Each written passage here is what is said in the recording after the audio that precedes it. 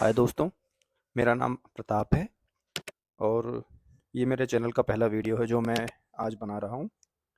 दोस्तों, मेरा ये चैनल बेस्ड है उन स्किल्स के ऊपर जो हमारे नौजवानों में नहीं पाई जाती है। रट्टा मारकर डिग्री तो बहुत सारे लोग हासिल कर लेते हैं, इंजीनियर भी बन जा रहे हैं, लेकिन कुछ बेसिक स्किल्स तक उन्हें नहीं पता है, जिसका आने वाले कॉर्पोरेट में बहुत इस्तेमाल होता है। बिना उन स्किल्स के कोई भी कॉर्पोरेट आपको अपने यहाँ पे नौकरी नहीं देगा, और अगर दे भी देगा तो आपको बाहर कर देगा अगर आपके अंदर वो स्किल्स नहीं होंगी तो। इसलिए मैंने ये चैनल शुरू किया है ताकि आप लोग अपने उन उन स्किल्स को एनहेंस कर सकें, उसमें इम्प्रूवमेंट कर सकें। तो चलिए, आज हम शुरू कर रहे हैं एमएस एक्सेल के बारे में।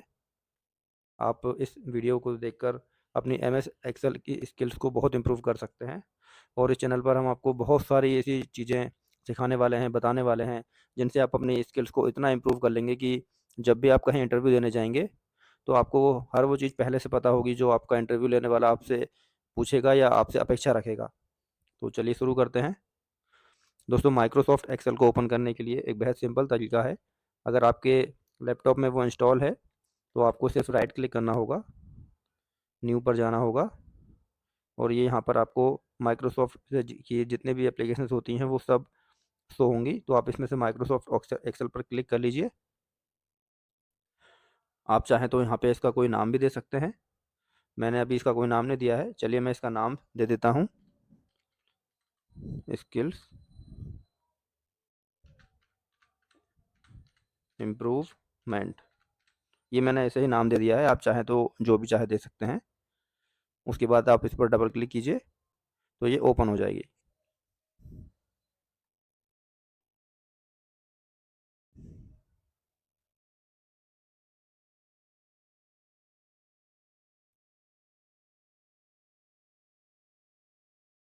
तो दोस्तों, इस तरह से हमारी ये माइक्रोसॉफ्ट एक्सेल की सीट ओपन हो जाती है। इसमें आपको शुरू में ही बहुत सारे ऑप्शन देखने को मिलेंगे।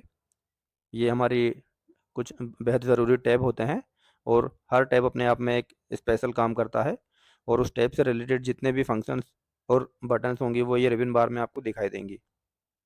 पहला टैब हमारा होम टैब होता है। उसके अंदर हमें सेल में होने वाले विभिन्न प्रकार के ऑपरेशंस दिखाई देते हैं। दूसरा इंसर्ट का टैब होता है। इससे हम अपनी सीट में बहुत सारे काम भी कर सकते हैं, बहुत सारी चीज़ें ऐड भी कर सकते हैं, जैसा कि आप इस रिबन बार में देख रहे होंगे। तीसरा टैब हमारा पेज लेआउट का होता है। पेज लेआउट में आप अपने एक्सेल सीट में किस तरह से अपने पेज को रखना चाहते हैं, उसे सिंगल रखना चाहते हैं, उसके साइज़ को कम ज़्यादा करना चाहते हैं, मार्जिन को कम ज़्यादा करना चाहते हैं, ये सब चीज़ें आपको यहाँ पर होंगी। इसके बाद में फ़ॉर्मूला टैब होता है। उसके अंदर उसके रिबन में ढेर सारे फ़ॉर्मूलों से रिलेटेड फंक्शंस आपको मिलेंगे, जो आप अपनी सेल में समय-समय पर अप्लाई करते हैं। ये सारी चीज़ें हम आने वाले वीडियोज़ में और इस एक्सेल की सीरीज़ में देखने वाले हैं। बने रहिए हमारे साथ। अगला डेटा का टैब होता है, फिर ऐसे ही रिव्यू का एंड व्यू का। इसके अलावा दोस्तों, एक्सेल शीट में यहाँ पर आपको एक बटन मिलेगा, जिससे आप चाहें तो इस रिबन बार को मिनिमाइज़ भी कर सकते हैं, और फिर से चाहें तो वापस भी ला सकते हैं। जब आप इसे मिनिमाइज़ करेंगे तो आपको सिर्फ उसी टैब के रिबन बार दिखाई देगा जिस पर आपने क्लिक करके रखा हुआ है, और आप उसी से रिलेटेड फंक्शन यहाँ पे चला पाएंगे। किसी और टैब के फंक्शन को करने के लिए आपको उस टैब पे क्लिक करना रहेगा। चलिए, फ़िलहाल मैं अपने उसको पूरे रिबन बार को वापस ऑन कर देता हूँ। इसके अलावा दोस्तों, ये हमारा वर्टिकल स्क्रॉल बार है। हम इसे अपनी सीट को ऊपर नीचे कर सकते हैं। यहाँ पर हॉरिजॉन्टल बार होता है, इससे भी हम अपनी सीट को लेफ़्ट राइट क्लिक कर सकते हैं। इसके अलावा यहाँ पर ये साइज़ अपनी एक्सेल शीट के सेल्स के साइज़ को कम छोटा बड़ा करने के लिए मेनू होता है, बना होता है। तो इसकी मदद से आप अपने एक्सेल शीट को सेल के साइज़ को कम या ज़्यादा कर सकते हैं। दोस्तों, ये जो रोज़ और कॉलम होती है, इनसे मिलके हमारा बनता है ये सेल, जो आप देख रहे हैं। जो कॉलम्स होते हैं उन्हें ABCD के फॉर्म में दिया जाता है, नेम दिया गया है, और जो हमारी कॉलम्स होती हैं उन्हें 1 2 3 के फॉर्म में नाम दिया गया है। इन्हीं से हमारे सेल का एड्रेस बनता है। आप देखेंगे जैसे यहाँ पर ये ब्लैक जो आपको स्क्वायर दिख रहा है, ये इसका एड्रेस कहलाएगा बी, एंड कॉलम का नंबर बी और रो का नंबर 3, और ये आपको यहाँ पर नेम बार में दिखाई देगा। इस तरफ फार्मूला बार होता है। आप सेल के अंदर जो भी चीज़ इंसर्ट करेंगे या जो भी फार्मूला लगाएंगे वो आपको यहाँ पर दिखाई देगा। जैसे कि मैं इस सेल में अगर कुछ लिखता हूँ, मैंने कुछ भी ऐसे ही रैंडमली टाइप कर रहा हूँ, तो वो आपको ये फार्मूला बार में दिखाई देगा और उसकी पोजीशन आपको यहाँ पर दिखाई देगी। जिसके जैसे आप यहाँ पर आ जाते हैं, तो अब ये कॉलम ई और रो 3 जैसा कि आप देख रहे होंगे, इसका एड्रेस हो जाएगा E3। इसी तरह दोस्तों हम अपने सेल में कई तरह के ऑपरेशन भी परफॉर्म कर सकते हैं। जैसे कि हमने यहाँ पर कुछ भी टाइप किया था और उसे हमें इस सेल में भी डालना है सेम टू सेम। तो हम यहाँ से राइट क्लिक करेंगे अपने माउस से, हम इसे कट कर कर भी डाल सकते हैं और कॉपी करके भी डाल सकते हैं।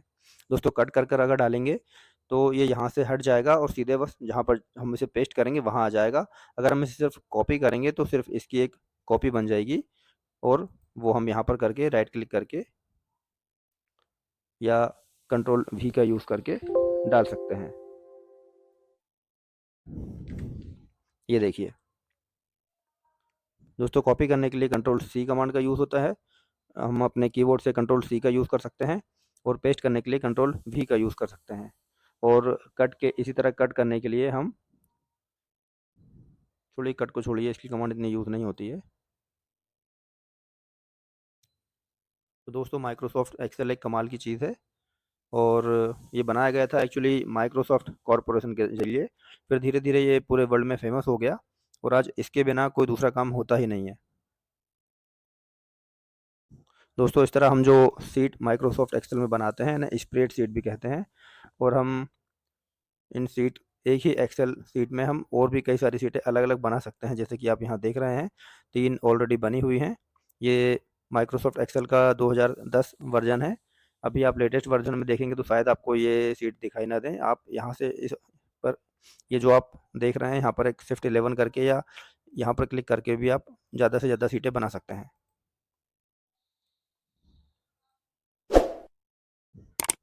तो दोस्तों ये है एक बेसिक सा, दोस्तों मैं इसमें आपको कुछ चीज़ें और बेसिक सी बता देना चाहता हूँ जो जनरली यूज़ होती हैं। जैसे कि आपको अगर ये रोज़ एंड कॉलम्स हैं, आप इनका साइज़ इस तरह से यहाँ हेडर से पकड़ के खींच के कम ज़्यादा कर सकते हैं। और इनके बीच में आपको कोई रो या कॉलम अगर ऐड करना हो तो वो भी आप बहुत सिंपल तरीके से कर सकते हैं। जैसे कि आप यहाँ पे अपना माउस से कर्सर को लाइए, इस तरह एरो बना दिखेगा आपको एक छोटा सा ब्लैक सा, आप यहाँ पर क्लिक कीजिए। आपने ये पूरे कॉलम को सेलेक्ट कर लिया है। फिर आप राइट क्लिक कर सकते हैं और यहाँ पर आप ये इंसर्ट का बटन आता है, इससे आप यहाँ पे एक नया कॉलम इंसर्ट कर सकते हैं। ये देखिए बहुत सिंपल है। आप एक से ज़्यादा भी कर सकते हैं। जैसे कि आपको यहाँ पे अभी और 2 कॉलम ऐड करने हैं तो आप यहाँ ऊपर हेडर पर आकर 2 कॉलम को सेलेक्ट कर लीजिए। इस तरह से इंसर्ट पे आइए, राइट क्लिक करके ये देखिए 2 कॉलम अपने इस तरह से इंसर्ट कर लिए हैं। अगर आपको यहाँ पर कुछ रोज़ ऐड करनी है तो उसके लिए भी सेम तरीका होगा। आप यहाँ पर अपना हेडर पर सेलेक्ट कर लीजिए पूरी रो को, राइट क्लिक कीजिए, इंसर्ट पर जाइए। ये देखिए बहुत सिंपल तरीके से एक नई रो हमने यहाँ पे क्रिएट कर ली है। एक से ज़्यादा रो करनी हो तो आप एक से जितनी भी रो आपको ऐड करनी है उतनी रो आप सेलेक्ट कर लीजिए। मैंने यहाँ पे 4 की हैं। इसके बाद मैं राइट क्लिक करूँगा और इंसर्ट कर दूँगा। ये देखिए यहाँ पे 4 रो एक्स्ट्रा आ गई हैं। तो दोस्तों ये था कुछ बेसिक सा इंट्रोडक्शन। अगले वीडियो में हम इससे ज़्यादा देखेंगे और जितने भी ऑप्शंस और टैब मैंने आपको यहाँ बताए हैं उन सबको एक्सप्लोर करेंगे वन बाय वन। ओके, चलिए मिलते हैं अगले वीडियो में।